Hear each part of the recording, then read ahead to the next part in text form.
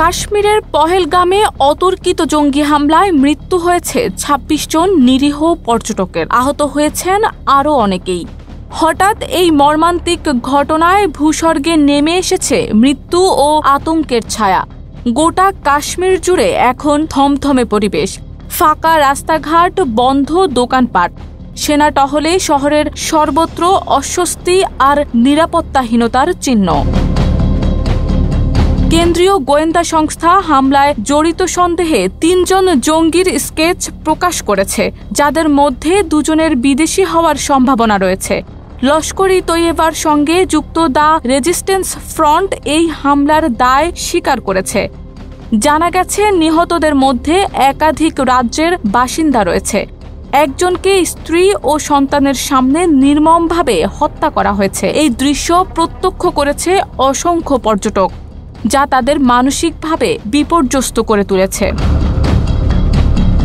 ভয়াবহ এই হামলার পর অনেক পর্যটকই কাশ্মীর ছাড়তে মরিয়া হয়ে উঠেছেন। প্রশাসনের পক্ষ থেকে নেওয়া হচ্ছে জরুরি পদক্ষেপ।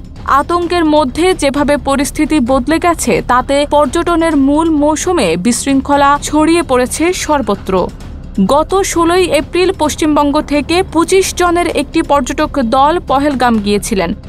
তাদের ফেরার কথা ছিল ২৮ এপ্রিল, কিন্তু ২২ তারিখ সন্ধ্যায় আচমকা ঘটে যাওয়া এই হামলায় সব পরিকল্পনা ভেস্তে যায়।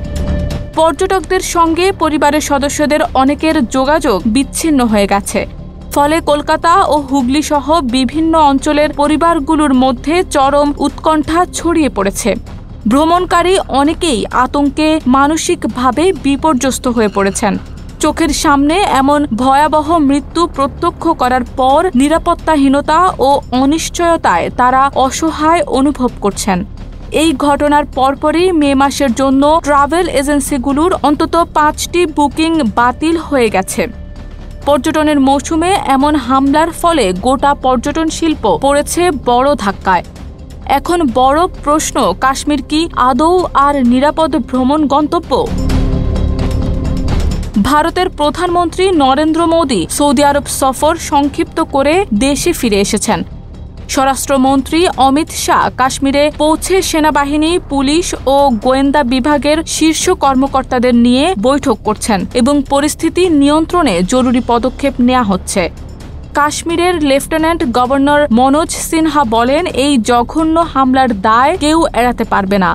এই হামলা এমন এক সময়ে ঘটল যখন কাশ্মীরের পর্যটন মৌসুমে ভিড় সর্বোচ্চ পর্যায়ে পৌঁছেছে এবং অমরনাথ যাত্রার প্রস্তুতি পুরোদমে চলছিল। পহেলগাম ও বলতাল দুটি রুটেই ছিল নিরাপত্তা ব্যবস্থা। তবু হামলার মতো অনাকাঙ্ক্ষিত ঘটনায় পুরো উপত্যকা জুড়ে ছড়িয়ে পড়েছে আতঙ্ক ও শোক।